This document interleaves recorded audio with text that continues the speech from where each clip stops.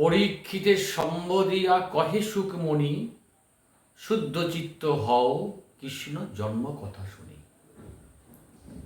ধ্যানে বসুদেব আর দেবকী সুন্দরী, দেখিলেন চতুর্ভুজ নারায়ণ হরি।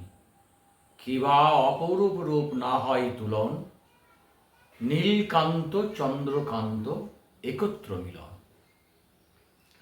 সেই ধন আজি দেখি আপন অন্তরে, আনন্দে নিষ্পন্দ দহে স্থির করে বরে। ইচ্ছা করে চক্ষু মেলি হেরিবে তাহারে, প্রেমবশে আখি আর খুলিতে না পারে। কতক্ষণে হরি তবে হইয়া সদয়, কহিল বাহিরে দেখো আমারে নিশ্চয়। এত বলি দয়াময় গোলকের হরি, বাহির হলেন তিনি ভক্তে দয়া করি। গ্রাহ্য জ্ঞান দিয়া তিনি কন শুনো নরনারী, আদি অন্ত মধ্য আমি গোলক বিহারী। জয় নিতাই, জয় গৌর, জয় জয় শ্রী রাধেশ্যাম। সকল ভক্তবৃন্দের চরণে ধন্যবাদ প্রণাম জানিয়ে জন্মাষ্টমী, শ্রীকৃষ্ণের জন্ম কথা, শ্রীকৃষ্ণের জন্ম উৎসব, সেই বিষয়ে আজকে আলোচনা করব। আগামী 16ই আগস্ট শনিবার জন্মাষ্টমী ব্রত পালন করতে হবে।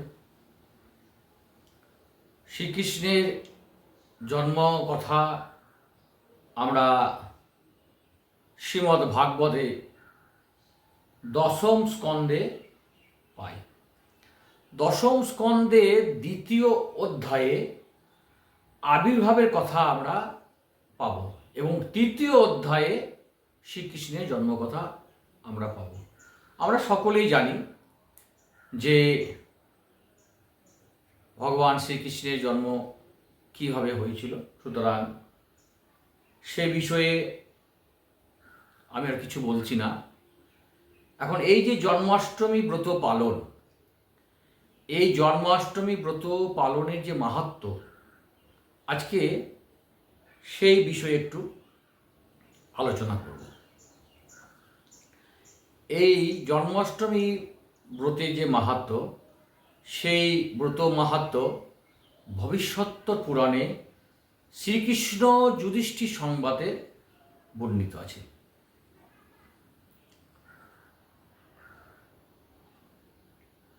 হে কৌরব, একটা মাত্র জন্মাষ্টমীর উপবাস করিলে সপ্ত জন্মার্জিত পাতকে বিমুক্তি হয়, সন্দেহ নাই, এবং সন্ততি, আরোগ্য ও অতুল সৌভাগ্য প্রাপ্ত হয়ে থাকে।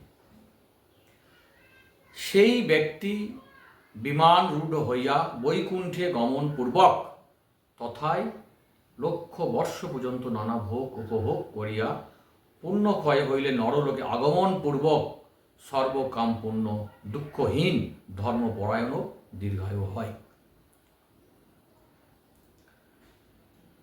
বিষ্ণু রহস্যে লিখিত আছে,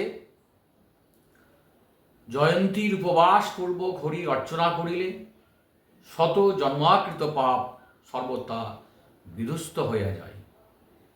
জয়ন্তীর উপবাস পূর্বক শ্রীকৃষ্ণের পূজা করিলে ভগবান অর্চিত হইয়া কৌমার যৌবন, বাল্য ও বার্ধক্যকৃত নিখিল পাপ দূর করিয়া দেয়। শ্রীহরি জয়ন্তী দিবসে স্নান, দান, হোম, শ্রাদ্ধায়, জপ, তপ প্রভৃতি যে কোনো কার্যের অনুষ্ঠান করা যায়, তার সমস্ত শতগুণ ফলপ্রদ হয়। হে নরগণ, হরিভক্তি প্রদায়িনী জয়ন্তীতে উপবাস থাকিলে ওই তিথি উপবাসীকে ধন্য ধন্য পুণ্য প্রদান করেন, নিখিল পাপ সংহার করেন এবং কল্যাণ প্রদান করিয়া থাকেন। ব্রহ্মপুরাণে পূর্বখণ্ডে জন্মাষ্টমী মাহাত্ম্যে সূতোক্তি আছে যে কৃষ্ণাষ্টমী বৈষ্ণবী তিথি বলিয়া প্রসিদ্ধ। ওই তিথি স্মরণ গ্রহণ করিলে কলিযুগে মানবগণ বিশুদ্ধ হইয়া যায়। শ্রাবণী কৃষ্ণাষ্টমীতে রোহিণীর যোগ হইলে তাহাকে জয়ন্তী বলা যায়। ওই তিথি সর্বপাপ বিনাশিনী। কলিকালে যে সমস্ত ধন্য ব্যক্তি জন্মাষ্টমীতে উপবাস থাকিয়া জাগরণ পূর্বক ভগবান হরির পূজা করেন, তাহাদেরকে কদাচ ভীষণ ভয়ভীত হইতে হয় না। তারা যে স্থানে থাকেন সেখানে কলি থাকিতে সক্ষম নয়, সেখানে কলি থাকে না।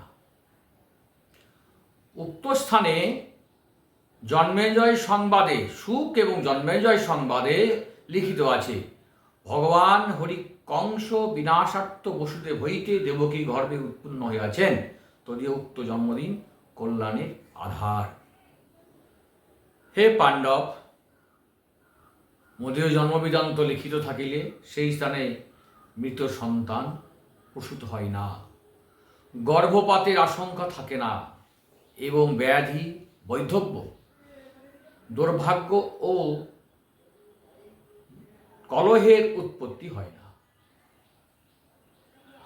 ইহাই মদীয় অভিমত জানিবে। 154 নম্বর শ্লোক। প্রসঙ্গত জন্মাষ্টমী ব্রত করিলে নিঃসন্দেহে হরিধাম প্রাপ্ত হওয়া যায়। 155 নম্বর শ্লোকে বলা হয়েছে শ্রী শ্রী হরিভক্তি বিলাসে। জন্মাষ্টমী সর্বজন মনোহারিণী, নয়নোৎসব বিধায়িনী, পাতকহারিণী ও নন্দবে আনন্দ বিধায়িনী। ওই দিনে বসুদেব ও দেবকীর অর্চনা করিলে পুণ্যবান হইয়া অন্তে হরির পরম পদে গমন করিতে পারে। 156 নম্বর। বিষ্ণু ধর্মে লিখিত আছে, হে দ্বিজশ্রেষ্ঠ, কৃষ্ণাষ্টমীতে রোহিণী নক্ষত্রে যোগ হইলে তাহাকে জয়ন্তী কহে। ওই তিথি নিখিল পাপ নাশিনী। জয়ন্তী দিবসে ভক্তিমান হইয়া জনার্দনে অর্চনা করিলে বাল্যে, কৌমারে, যৌবনে, বৃদ্ধাবস্থায় যে সমস্ত পাপ সঞ্চিত হয়, অর্থাৎ সপ্ত জন্ম যে পাপ হয় সেই পাপ বিনাশ হয়, সেই পাপ আর থাকে না। 157 নম্বরে বলা আছে, জয়ন্তী দিনে যে পাতক করা যায় তাহা ভুরি প্রমিত বা অল্পই হোক, হরি তৎসমস্ত বিনাশ করে।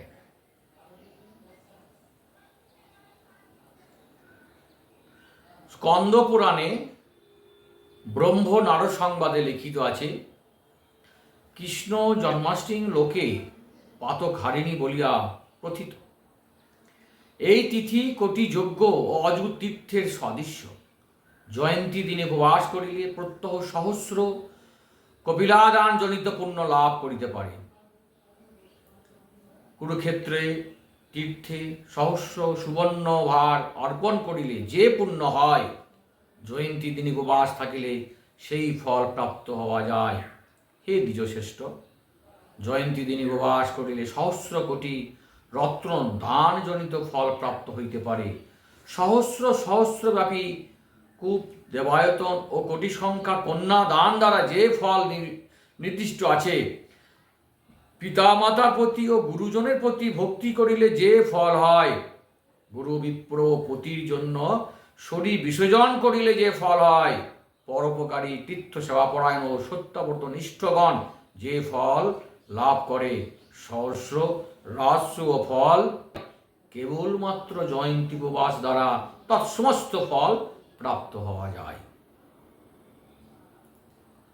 বহু সংখ্যা ব্যক্তি জয়ন্তী উপবাস পূর্বক রাজ্য প্রাপ্ত হইয়া ধরাভোগ করত চিরকীর্তি লাভ করিয়া হরিমূর্তিতে বিলীন হইয়াছেন।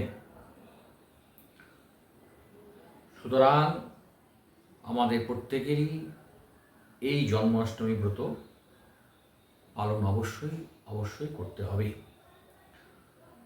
একাদশী ব্রত যেমন দশমী বিদ্যা হইলে নিষিদ্ধ আছে শাস্ত্রে, দ্বাদশী যুক্ত করিতে হয়, সেরকম জন্মাষ্টমী ব্রত ও সপ্তমী বিদ্যা নিষিদ্ধ, নবমী যুক্ত অষ্টমী ব্রতই করতে হবে।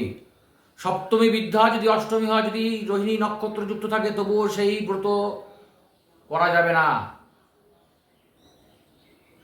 নবমী যুক্ত অষ্টমীতেই ব্রত পালন করিতে হইবে। আর আমাদের যে নিয়ম, এই ব্রতের সেই নিয়মে জন্মাষ্টমী দিনে ব্রাহ্ম মুহূর্তে শয্যা ত্যাগ করে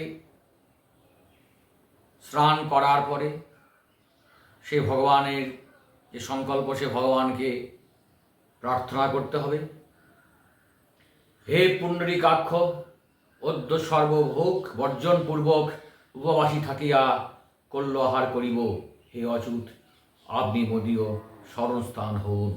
190 নম্বর শ্লোকে বলা আছে। সেই ভগবানকে প্রার্থনা করতে হবে।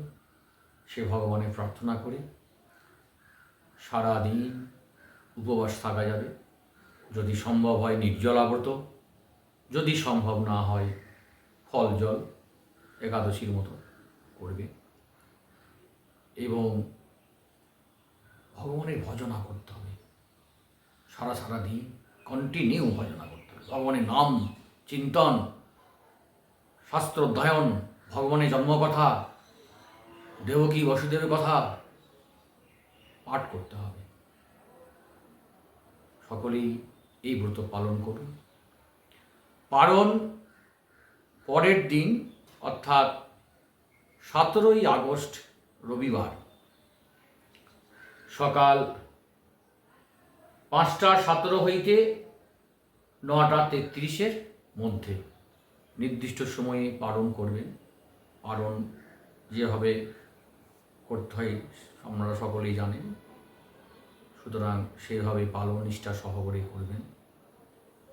আর ভগবানের জন্মাষ্টমীতে যে ভোগ আপনারা লাগাবেন, সেই তাল বড়া বলুন, তালের লুচি বলুন, মিষ্টান্ন বলুন, যাই বলুন না কেন, আপনারা সেই প্রসাদ কিন্তু পরের দিনে পাবেন। ফলের প্রসাদ আপনারা পাবেন অভিষেকের পর। মধ্যরাত্রি পর্যন্ত এটা উপবাস রাখতে হবে। মধ্যরাত্রি বলতে 12টা, রাত্রি 12টা পর্যন্ত। রাত্রি 12টার পরে যারা নির্জলা ব্রত থাকবেন তাদের উদ্দেশ্যে বলবো যে অভিষেক হবে, সেই অভিষেকে চরণামৃত নিয়ে ব্রত ভঙ্গ করবেন, ফল জল পাবেন। তারপরে পালনের পরে আপনারা সেই যে প্রসাদ, তালের বড়া বলুন, তালের লুচি বলুন, অন্যান্য যে মিষ্টান্ন বা যদি অন্নভোগও লাগিয়ে থাকেন, সেগুলো কিন্তু আপনারা পাবেন। সমস্ত রকমভাবে আপনারা এই ভগবানের চরণে প্রার্থনা করুন, মনুষ্য জীবনের যেন উদ্দেশ্য সফল হয়। এই ভক্তি এবং প্রেম যেন আমাদের দান করে ভগবান, এটাই সকলের কাছে আমাদের প্রার্থনা। ভগবানের চরণে আমরা প্রার্থনা করব, হে প্রভু, আমরা অজ্ঞানী, কিছুই জানি না। আমার ভক্তি এবং আমাদের সৎ গুরুর আশ্রয় যেন পাই। শুদ্ধ ভক্তি আমাদেরকে প্রদান করুন, শুদ্ধ প্রেম আমাদের প্রদান করুন। এটাই আমাদের একমাত্র লক্ষ্য হওয়া উচিত, আর কিছু চাই না। সকলেই খুব ভালো থাকুন। ওম কৃষ্ণ কৃষ্ণাশায় গোবিন্দায় নমঃ। হরে কৃষ্ণ কৃষ্ণ কৃষ্ণ হরে হরে, হরে রাম রাম রাম হরে। নিতাই গৌর হরি বল।